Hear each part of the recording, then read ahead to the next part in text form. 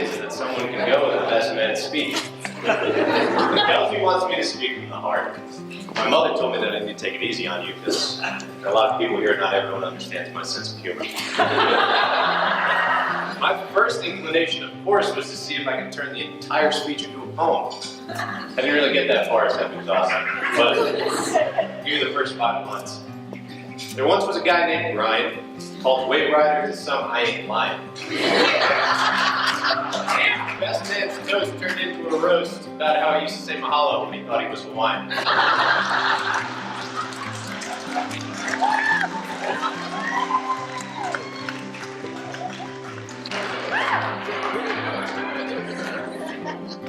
I thought long and hard about what I wanted to say to everybody today. And as I thought about it, I realized that throughout my life there have been an awful lot of different Brians. And I, along with some of the few over here, have been the ones that have been most fortunate to see all of them.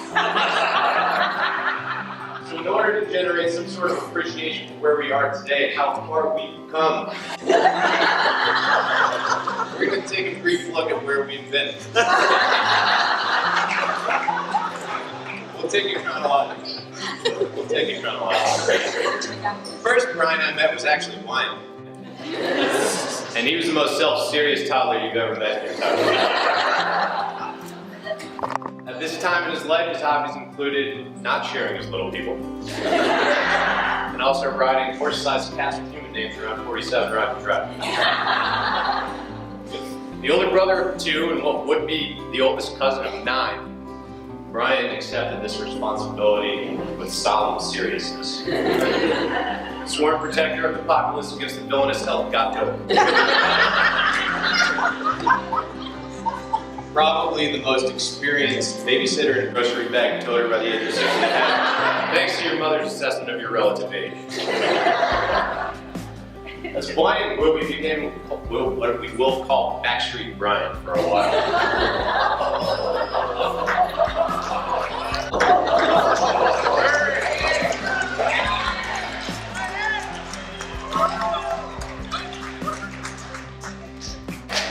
Backstreet Brian raced home from school every single day and made sure that me and my cousin Chris were ready to serve as his background dancers when I Want It That Way was #1 on TRL.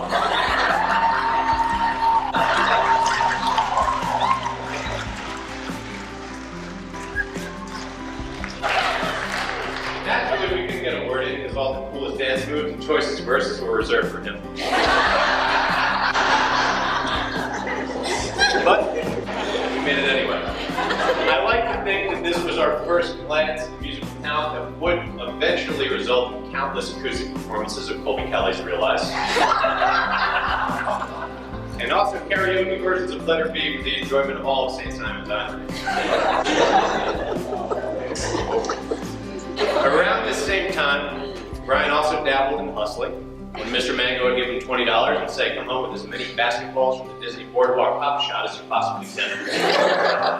Never failed, he usually came home with like 6, it was incredible. But around the same time, Brian also started to develop his curious fashion sense. About every couple of months, Brian and my grandmother would go to Abercrombie on the Miracle Mile and come home with the most pastel plaids and logo t-shirts you could possibly imagine. Joe likes to say that opening Brian's closet is like opening a bag of tropical Skittles. I think that's pretty accurate, but only if the bag of Skittles has a different pattern when you peel back the wrapper.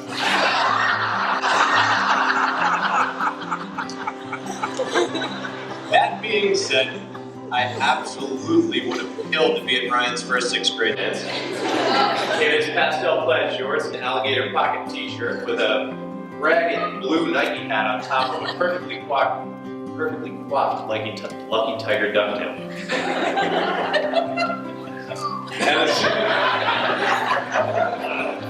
At a similar time in my life, I met my arch nemesis, and we'll call him Nolan Brian. Nolan Brian was burning fastball to his 40-pound younger brother not wearing a catcher's mask. He was also undefeated in driveway basketball. Because even if I beat him to 11, we'd have to play to 15, or 21, or 33, or 35. And if I won, I didn't win by 2, or I won on a 2-pointer, so it doesn't count. My absolute favorite was the time that you told me to go out for a long pop fly. I thought I was making an over-shoulder catch. But the pop fly was actually a line drive with my shins. When I started crying, I wasn't allowed to because, hey, don't tell mom I wasn't even throwing it.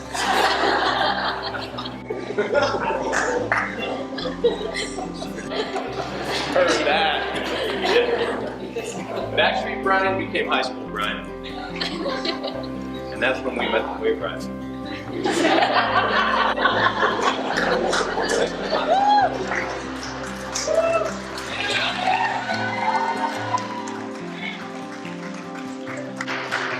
Year, we completely abandoned our Long Island roots. We traded our pastel plaids for puka shells. We traded our Lucky Tiger for Sun-In. We sat at the beach for a couple of weeks. You have absolutely never seen a 15-year-old in such a meticulously laid out tanning station. We had our Hawaiian tanning oil in the cup holder. We had a half-buried Snapple in the sand. We had a separate piece from our Chaminade Summer reading list nearby just in case we decided to get a little bit ambitious. And God forbid we have to suffer the tragedy such as none even tan, because this station would move all day with the sun. When we got just a little bit hot, maybe we'd grab the football, take a couple of drop backs, do a couple of Peyton-Manning hops, and fire a howitzer at David Petrozello, which was never caught. When the sun and sand were too much, we made our lives with our belly on the waves. We'd grab our boogie board, and we would ride the gnarliest 4-footers that the Jersey Shore had.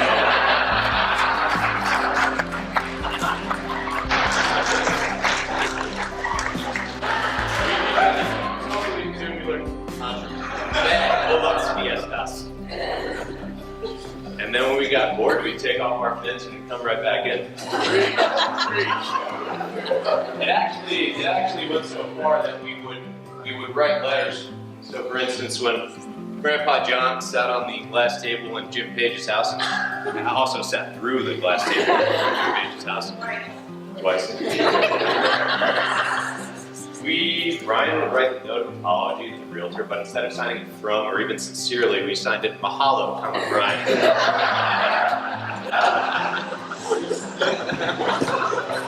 It was fun. We don't have stripes on the Jersey Shore, but instead of actual stripes, they were really just shell tan lines.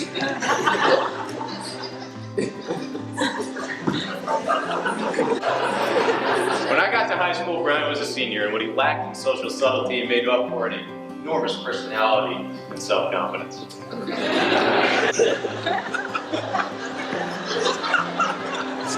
High school Brian became college Brian. And college Brian never missed an opportunity to leave me a voicemail at 2 a.m. to let me know that he was, quote, pissing real clear.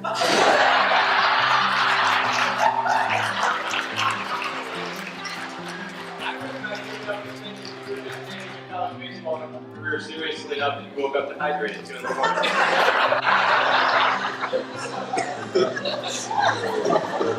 College Brian became engaged Brian. And though we had additional responsibility, we definitely didn't gain maturity or tolerance for alcohol. On the night of Kelsey and I's engagement, we ended up making a trip to Langley High School at 4 a.m. to retrieve a lost cellular device. Brian tried to wake up my little brother because he needed a little extra laugh and back up. But my mother was absolutely terrified that something awful would happen to her baby, so she sent the Expendables instead. My dad and Brian still somehow made it home with a phone intact. Heard that. The constant throughout all of these different Brians, and one thing that I continue to admire and to serve you completely well is your complete self-belief and confidence in yourself. I'm serious. No, I get serious. Yeah, that was right.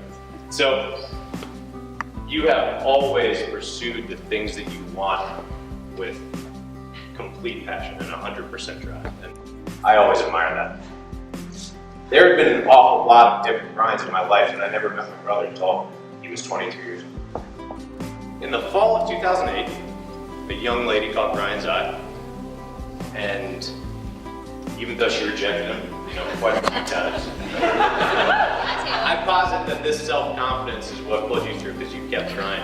And it's also that self-belief that probably made you not think it was a little bit weird for a graduate student to be going after a freshman so vigorously.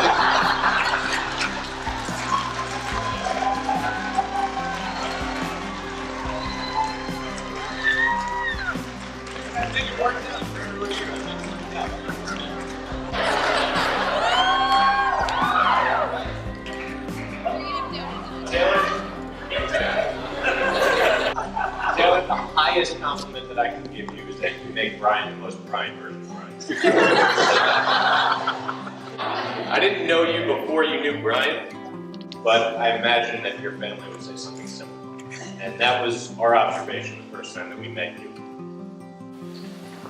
I don't know if I ever really did, but when someone says I met the one, she completes me, or he completes me, I don't really believe them because I don't think that's true. And I learned that from you two. Because the versions of you two that I see here today, we're always there. It's just it took the other one to bring them out of me. And Taylor, you brought that out in Brian, not just with Brian to you, maybe that's how it started, but you also brought it out with Brian to everybody else. Because after he met you, he became Brian to everyone. And for that, I think I speak here for everyone when I say thank you for that.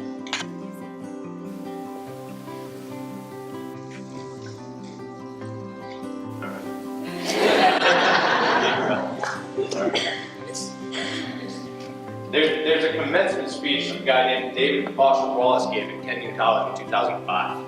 And in that speech, he looks at the graduating seniors and he says, you have absolutely no idea or no concept of what day in and day out actually means. And it's probably a really weird and not the most exciting way to put it, but as we move forward here and into your married life, you'll learn what day in and day out actually means. But as he goes through that speech, what you learn is that everything's a matter of perspective. So I trust you two will take that as the opportunity of a lifetime. That day in and day out, she'll be with you and he'll be with you. And you guys can get through anything that you need to get through. When things get hard, look at each other and realize that that's the person that allowed you to become your best self, the best version of you. Not everyone finds that. It's a rare and beautiful kind of thing. Taylor, I know that he'll be as good of a husband to you and a father to your children as he has been a brother to me and Michael. And I speak for everyone here when I thank you for the opportunity to share your first meal as a family. To Mr. and Mrs. West.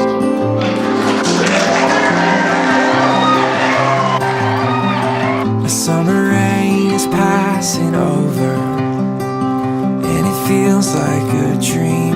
I could run and look for shelter, but you hold on to me.